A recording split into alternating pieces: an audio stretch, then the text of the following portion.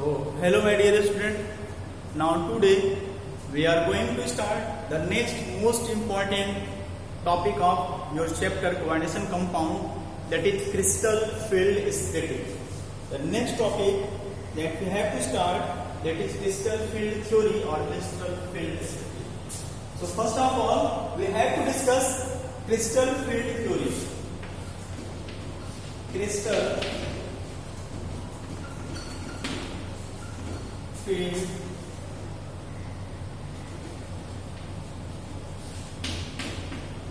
Okay, crystal field theory. So now today we have to start crystal field theory. Okay, so the CFT, crystal field theory, or you can say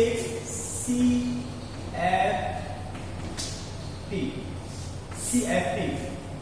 So CFT, crystal field theory, CFT was proposed by scientists Bethe and Van Vleck. Okay, the crystal field theory that was proposed by Bethe and Van Vleck. So the first point you have to write down, that is CFT was proposed by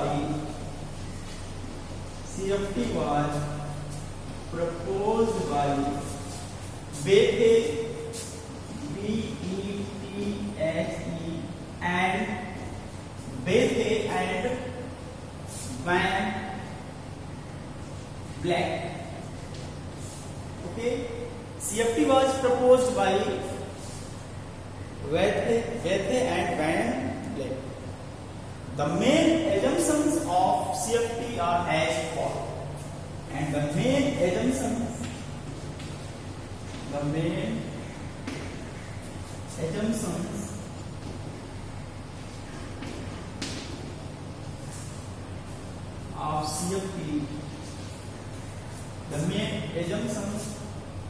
of CFT, are as follows. So the first point you have to write down that crystal field theory CFT was proposed by Bethe and Van Vleck, and the main assumptions of CFT are as follows. Okay, so the first assumption of CFT, that is the metal ion and the ligand. The metal ion and the ligand act as a point charge, and the interaction in between them are purely electrostatic. The first point we have to write that the metal ion and the ligand. Okay, the metal ion and the ligand, they act as a point charge, and the interaction in between them are purely electrostatic. Okay, the first point of CFT, crystal field theory, you have to write down that metal ion, the central metal ion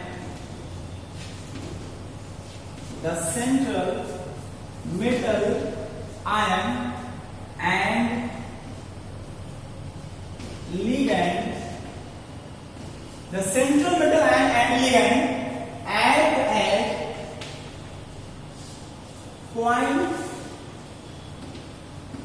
point charge,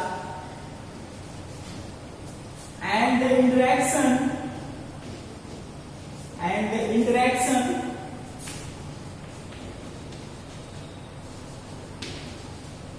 between them, and the interaction between them, in between metal ion and the ligand, the interaction between them purely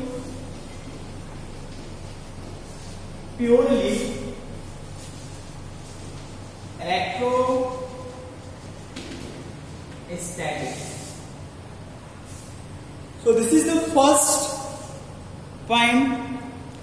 Okay, the metal and the ligand act as a point charge, and the interaction between them are purely electrostatic. Okay. The next point that is about crystal field splitting. The next point, so this is first point. It dictates to all of you that in a complex compound or coordination compound, the metal ion and the ligand, they interact with each other with a kind of force, that is electrostatic force. Okay, a kind of force, as we discuss about electrostatic compound. So in electrostatic compound, the electrostatic force, a kind of interaction, it occurs in between two oppositely charged ions. In case of electrostatic compound, where electrostatic force of attraction, that will lie due to the interaction in between the oppositely charged ion. So in case of complex compound, the central metal ion and the ligand, the central metal ion and ligand, they act as a point charge. They behave as charge particles, act as point charges, and the interaction in between them, that is purely electrostatic. Now the next point that is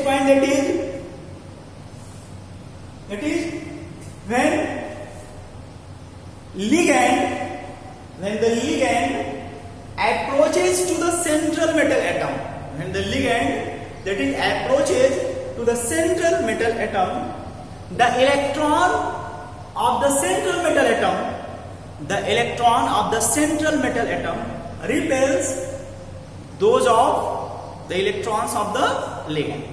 When the ligand approaches to the central metal atom, the electron of the central metal atom and those of ligands, they are repel each other. The next point of the CFT, when the ligand approaches to the next point, it was first point. After that, the next point. Okay, the ligand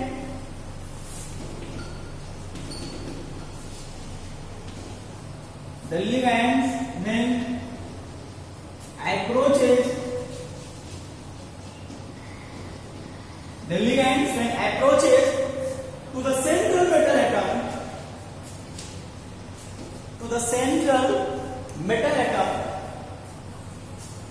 approaches to the central metal atom. The ligand when approaches to the central metal atom, the electrons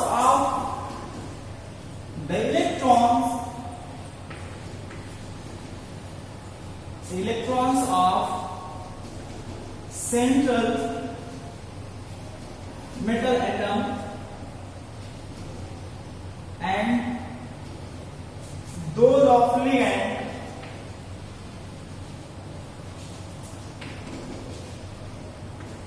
repel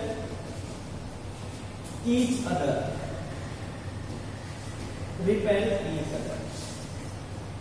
The ligand when approaches to the central metal atom, the electron of central metal atom and those of ligand repel each other. Okay, and due to which